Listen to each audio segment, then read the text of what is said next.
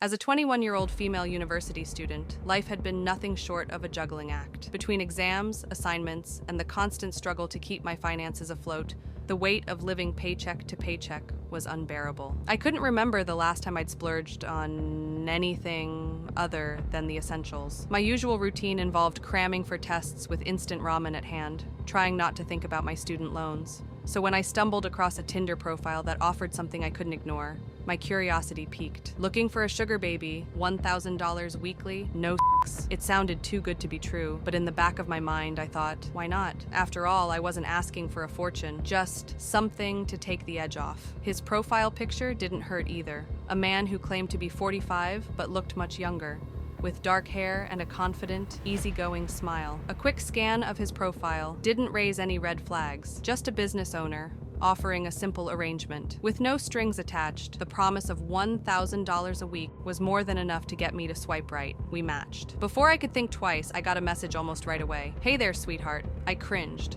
I never liked being called sweetheart, but $1,000 was $1,000.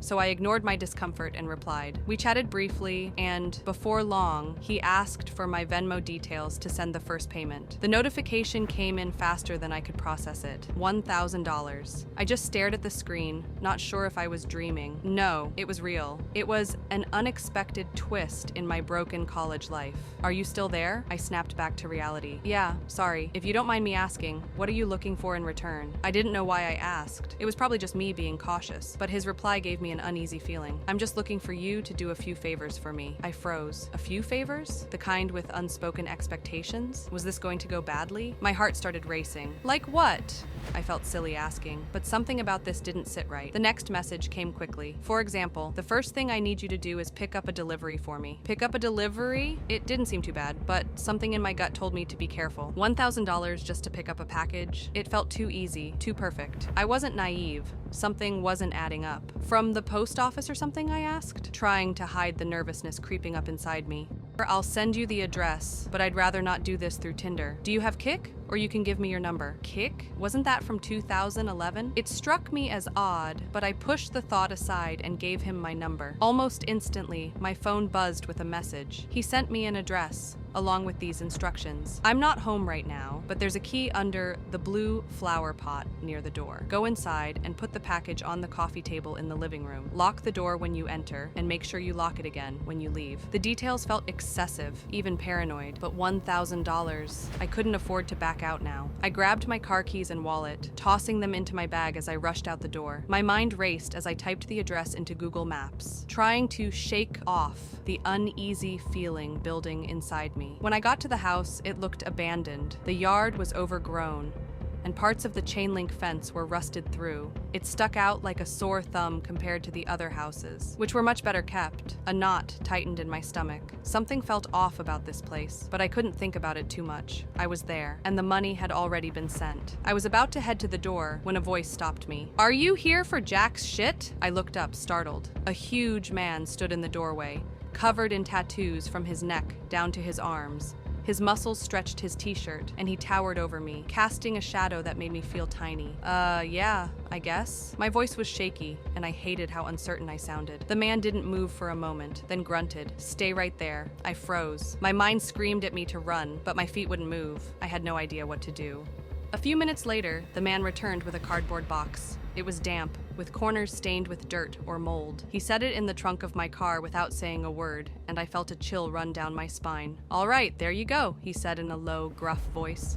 "Thanks," I said, though I wasn't sure why. I got into my car and drove off, gripping the wheel so tightly that my knuckles ached. I kept my eyes on the road, trying to shake off the feeling of dread. The music blasting from my stereo didn't help. When I pulled into Jack's driveway, I was surprised by the size of the house. The stone pillars on the front porch made it look like something out of a movie, and the grass was so green it almost seemed fake. For a moment, I just stared at it, wondering how someone like Jack could afford a place like this, but I couldn't linger. I grabbed the package, walked to the the front door and found the key under the blue flower pot just as he had told me. I unlocked the door and stepped into a dimly lit hallway, trying not to feel overwhelmed by the silence. Inside, the house was immaculate, too immaculate. The wooden furniture was polished to perfection, and everything was perfectly arranged, expensive, tasteful. I couldn't imagine how much it must cost to furnish a house like this. It was a life I couldn't relate to. I set the package on the coffee table, but as I turned to leave, I heard the sound of a phone ringing from somewhere deep inside the house. My heart skipped a beat, and I checked my phone. A new message appeared. Don't answer any calls that aren't from Marvin. I froze. Marvin? Who was Marvin? And why had Jack felt the need to warn me? My pulse quickened as I tried to shake the eerie feeling that had taken hold of me. I followed the sound of the ringing phone, cautiously making my way through the house. The ringing grew louder until I found the source in a small office where the phone was lying on the desk. The caller ID showed it was from Jack. That didn't make sense. Why would he be calling when he had just told me to avoid calls from anyone except Marvin?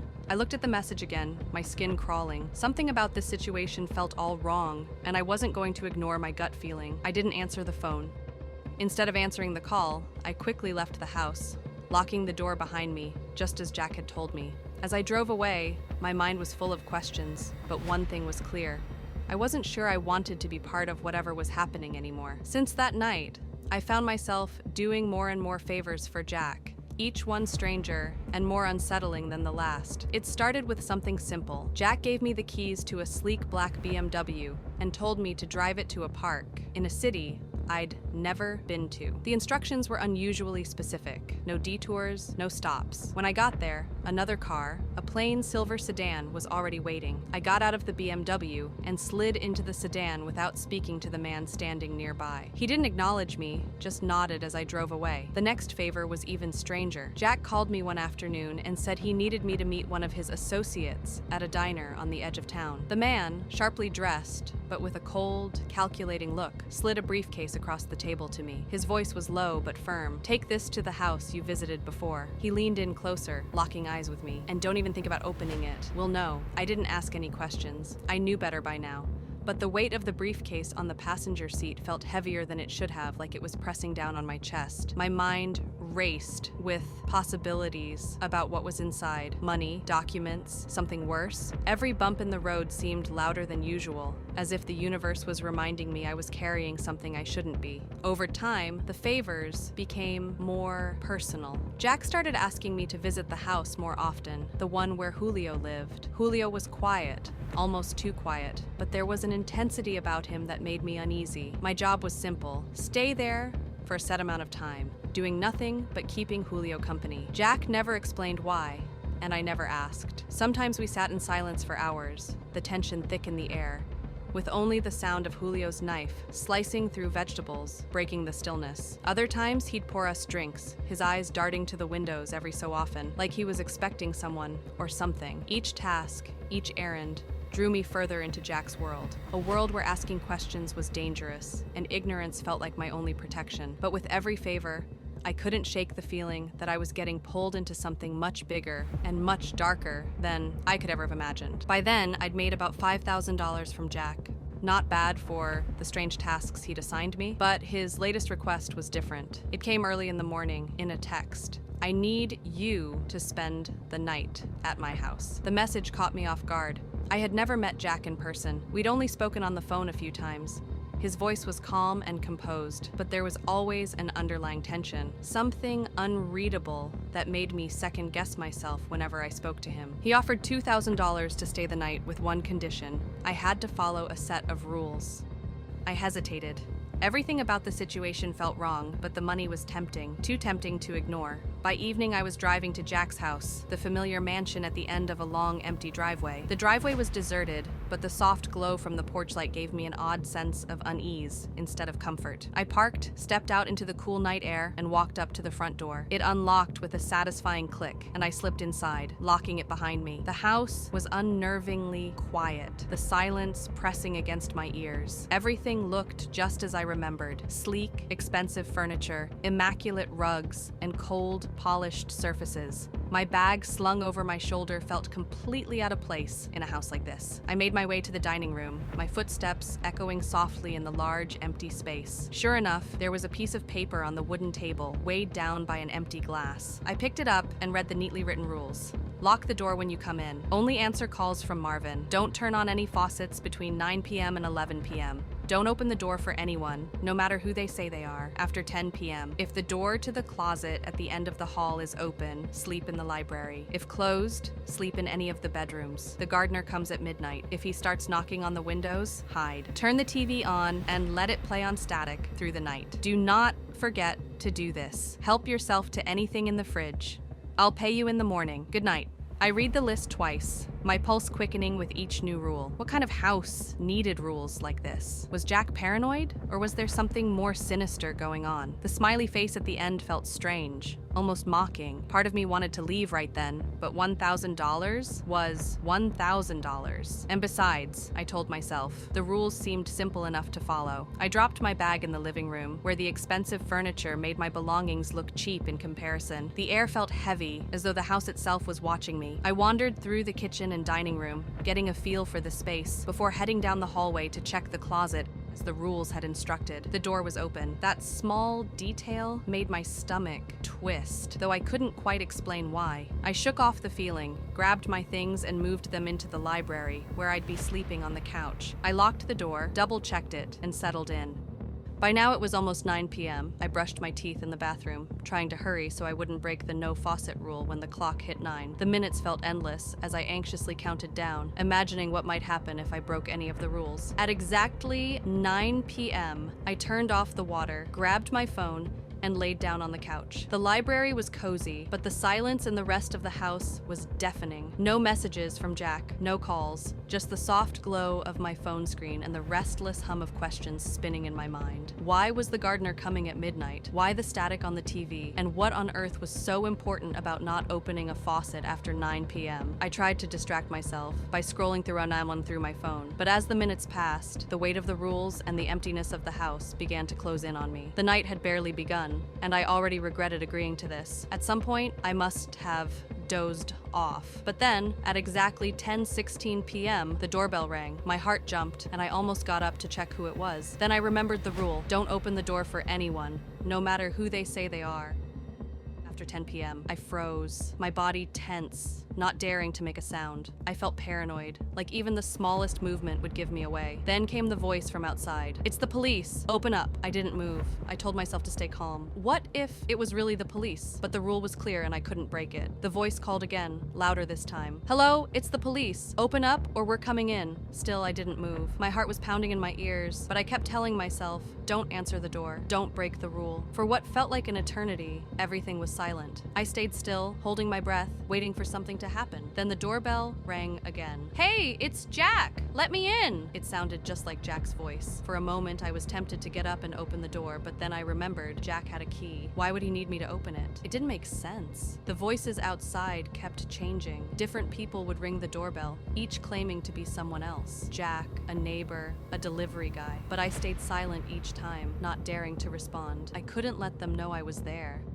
This continued for almost an hour. The doorbell rang again and again, and each time someone new would insist they were at the door, but I didn't answer. Finally, it all stopped. I remained on the couch, staring into the dark room, my mind racing. Was this some kind of test? A game? Somehow I managed to drift off to sleep. The gardener never showed up, and the night remained quiet after that. But even as I fell asleep, I couldn't shake the feeling that something was wrong, that something was waiting in the silence. The next morning, I woke to the sound of movement coming from the kitchen. I sat up quickly, heart racing, and listened carefully. It didn't seem like anything was wrong, but I wasn't about to take any chances. I quietly unlocked the door, trying not to make a sound, and grabbed my phone. I tiptoed across the living room, my eyes scanning the space, then stepped into the kitchen. When I reached the entrance, I froze. There, standing by the stove, was Jack. He was stirring something in a pan while the coffee machine hummed behind him, filling the room with the rich smell of coffee. He turned around as soon as he saw me. "Hey, good morning," he said, his voice cheerful. I swallowed hard, trying to calm my nerves. "Hi, I replied, my voice shaky. I had seen Jack's pictures online, but seeing him in person felt different. He looked exactly like his photos, tall, fit, and smiling. But something about the whole situation made it feel surreal. Scrambled eggs? He asked, nodding toward the pan with a wooden spoon. Yeah, thanks, I said, walking over to the stove. I felt a little awkward, but I didn't want to seem rude. He handed me the plate, and I took it, trying not to make a big deal out of it. I sat down at the table, eating my breakfast in silence, while the coffee brewed in the background. The tension in the room was thick, and I found it hard to relax. Jack didn't seem to mind the quiet, though. After a few minutes, he broke the silence. So, how was it? I hesitated, not sure how to answer. It was okay. Nothing super freaky happened, I said, trying to sound casual. Jack smiled. Cool, he replied. But there was still that awkwardness hanging in the air, like something was off, but neither of us was saying it. I seat, looking for an excuse to leave. I think I'm gonna go now, I said, standing up and grabbing my stuff. I have class, I trailed off, realizing I didn't actually have class, but I needed to be there. Jack didn't seem to mind. Oh no, yeah, sure. I'll talk to you some other time, he said, giving me a warm smile. I nodded, already feeling relieved that I could leave. He walked me to my car, his footsteps echoing behind me. When I got to the driver's side, I turned to look at him. He was standing in the driveway watching me leave. His eyes followed me as I pulled out of the driveway and drove away, and something about the way he was staring made me feel uneasy. When I got home, I started unpacking my stuff. As I put everything away, I noticed something strange. I still had the list with me. I sat down on my bed, feeling the weight of it in my hands. Slowly, I read through it again. My stomach dropped as I reached the part I'd completely forgotten. Turn the TV on and let it play on static through the night. Do not forget to do this. I read the line again and again. Do not forget to do this. It felt like the words were staring at me, almost like they were mocking me.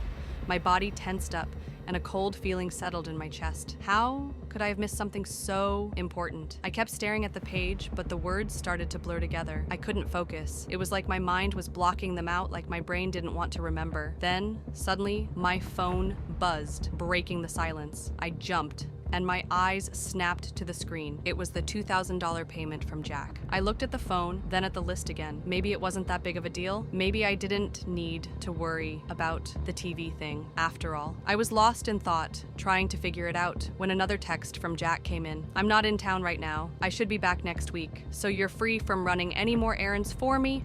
Until then, just sent the payment. Go do something fun. I hesitated before pressing play, but curiosity won over my fear. The video started, and at first, all I saw was a blurry figure standing in a dimly lit room, obscured by the static from a TV in the background. The figure was moving slowly, deliberately, toward the camera.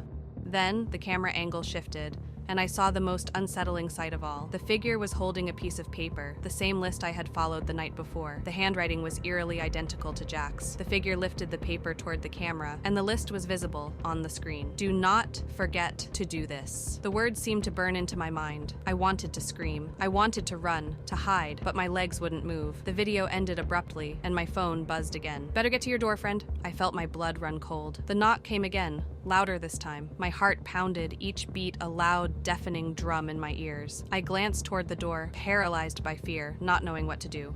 I couldn't stay still forever. I had to make a decision. The next message popped up. Don't open the door. You know better. My body shook with indecision. The rules, Jack's rules, were spinning in my mind, conflicting with the messages I had just received. Was it really Jack? Or was someone else trying to make me think it was him? The knock came again, this time more urgent, as if whoever was outside knew I was there. I stared at the door, heart racing, unsure whether to believe the message or to trust my own instincts. I took a deep breath, my hands trembling, and made the only choice that felt right. I stayed silent, hoping that whatever was on the other side would go away. The knock echoed one final time, and then silence. The rules had been about control. They weren't designed to keep me safe. They were designed to break me down, to make me question reality, to trap me in a game where the stakes were higher than I had ever imagined. I wasn't just following instructions. I was being tested, manipulated, pulled into something far darker than I had even considered. My hand shook as I reached for the door handle, my mind screaming at me to run, to escape, but I knew that it was too late for that. There was no escaping now. A cold chill swept through the room, and I turned back, scanning the darkness. Every corner felt like it was closing in. Every shadow felt alive, watching me. I couldn't hear anything, but the silence had never felt so oppressive. The doorbell rang again, this time with a soft, eerie laugh echoing through the hollow space. A deep, unsettling laugh, like someone knew my every fear. I backed away from the door slowly, my mind racing with possibilities. There was nowhere to hide, nowhere to run. The lights flickered again, and I felt someone behind me. I spun around, but there was nothing there, just the darkness, wrapping itself tighter around me. I felt the weight of the rules crashing down, the fear paralyzing me. I wasn't the one making the choices anymore. Whatever Jack had started, it had taken on a life of its own, and I was just another player in the game.